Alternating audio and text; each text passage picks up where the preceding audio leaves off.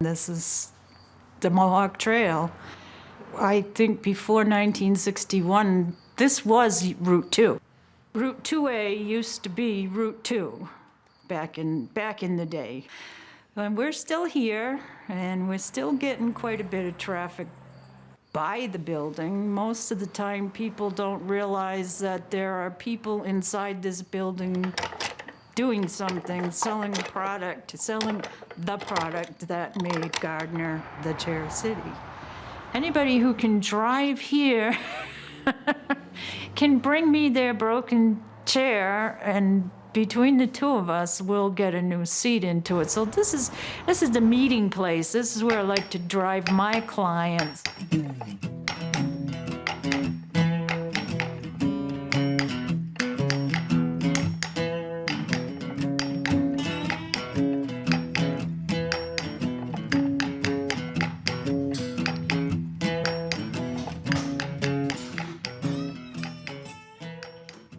I am the third generation in my family I'm not a chair maker, but I do the weaving, and I am proud to be part of this business where we are still making chairs. There was Ralph Curcio, my grandfather, Leonard Curcio, my father, and now me. I'm the third generation who can do the fiber seats and the other type of weaving that I do. I do all kinds of the hand-woven chair seat replacements. And it took me a long time to talk my dad into teaching me how to do that, because I'm a girl, and girls don't have that kind of strength. And all he ever had to do was tell me, no, you can't do that, and I was gonna prove him wrong. So I think I did. Did I, Dad? Yeah. Because you can't get your right hand to be the same strength as your left without practice. And when you're doing this, you've got to have same strength, right hand to left hand, same strength. The fiber rush process is pretty simple. You'd probably be surprised really how simple it is. It's getting the technique down to a science and perfecting your angles and the lines and whatnot is the hardest thing about it. Otherwise, you're making a figure 8 around 4 sticks with a piece of twisted craft paper. That's it. That's the process of fiber seating. And you just keep doing that until the hole gets smaller and smaller and smaller. And then you have a seat. My father brought me into the business when I was 16. And the first thing he taught me to do as a crew member was to do the fiber seating on the chairs, which is what I still do.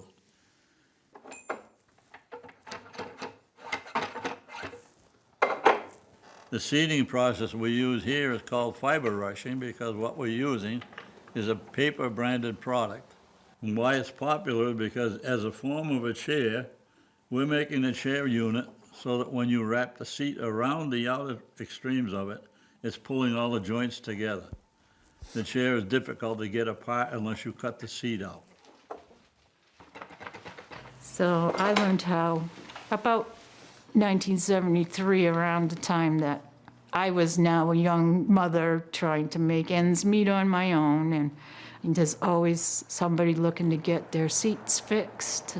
The chairs were beautiful, they'll last forever if you just keep putting new seats on them. So we'll always have a little bit of something to lean on for an income source. Thanks to my heritage and my dad's dad teaching him and my dad teaching me. I must have been 18 or 19, and he must have had a babysitter for my daughter. And I would come down here for an afternoon. He'd plant one in front of me, and I'd sit pretty much where I sit when I work down here now, and my dad would be across from me watching what I was doing. It did take the whole afternoon for me to do one seat. And so that was a little frustrating, knowing that my dad could pump them out in half an hour, and it took me pretty much all day to do one. But A good seeder would get up to 10 on an 8-hour day. And I was never the good seeder, I would get 9.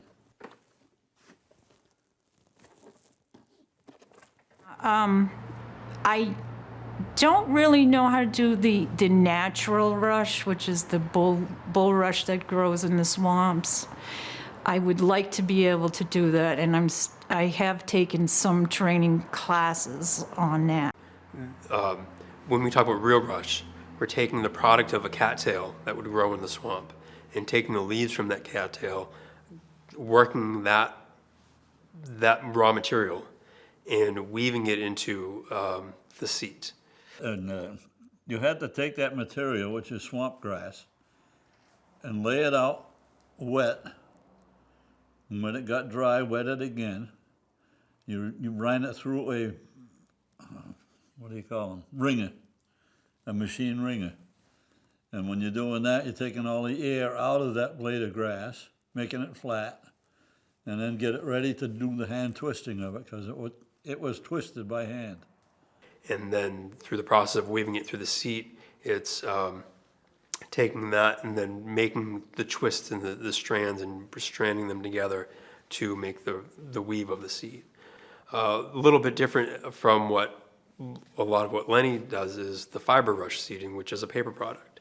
So you get the paper product already on a spool, all wound together, and now you're just doing the process of weaving the seat. Meanwhile, people will come in here and ask if we do caning. And I find that people mostly refer to anything that's a woven seat as caning. So my dad would have to say, no, I don't do caning, we do fiber seats here. And I got to the point where I said, Dad, say yes, we do. And I took a class with my mother on how to do caning. The thing that I like doing best is just strand caning. That's where you have holes drilled through the wood, seat back sometimes. There are 7 steps, so there's one piece of cane going through each hole at least 7 times. That makes the little octagonal shaped holes. For people who want to know that, caning is small and it's full of holes. The cane material has a sort of a sheen on one side and it's kind of rounded. The other side is flat. This is the bark, if you will, of the bamboo plant.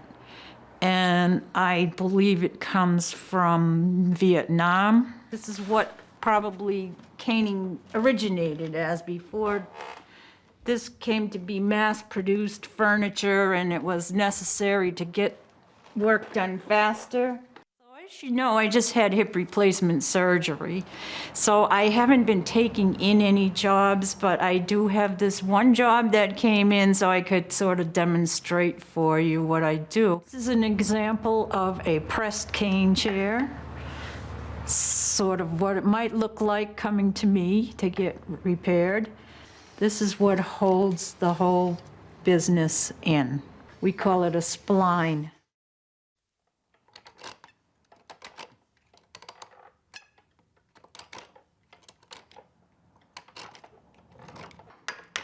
Taking all that junk out.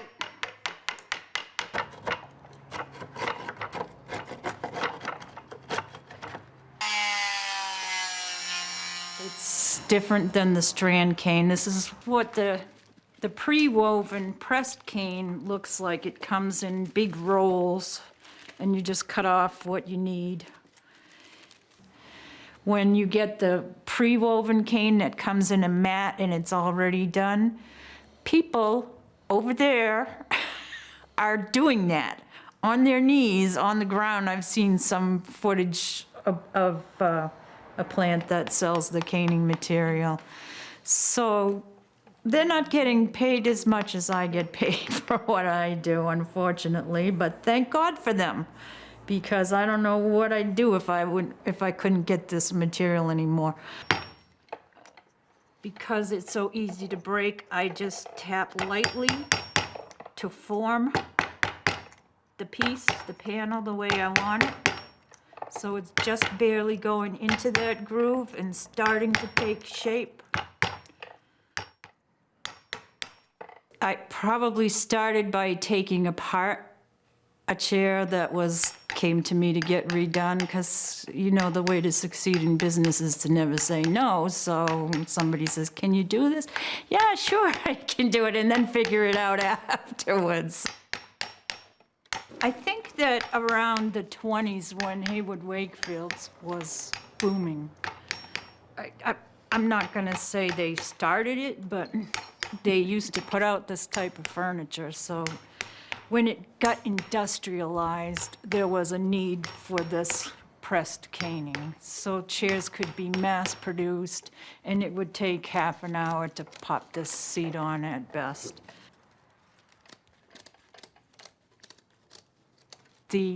There's a definite top and a bottom to the spline. I believe it's also bamboo that it's made out of, but it could be wrong. But you want the narrower end to be in the bottom of the groove. I like to start in the back, because who wouldn't want their seams in the back? For the sake of demonstrating, show how that goes.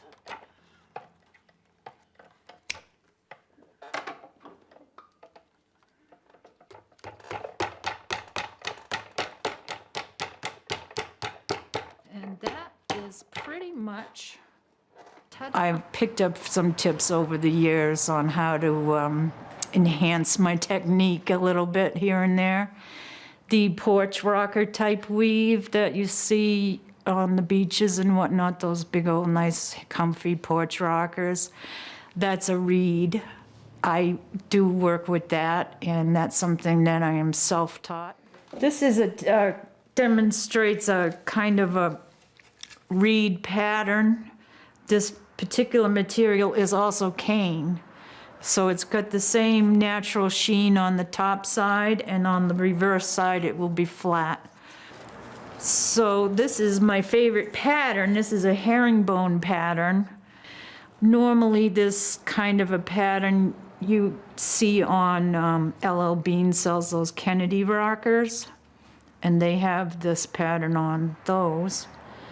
I just love it. I just think it's the prettiest thing ever. So I did this in hopes somebody would come along and see it and have to take it home.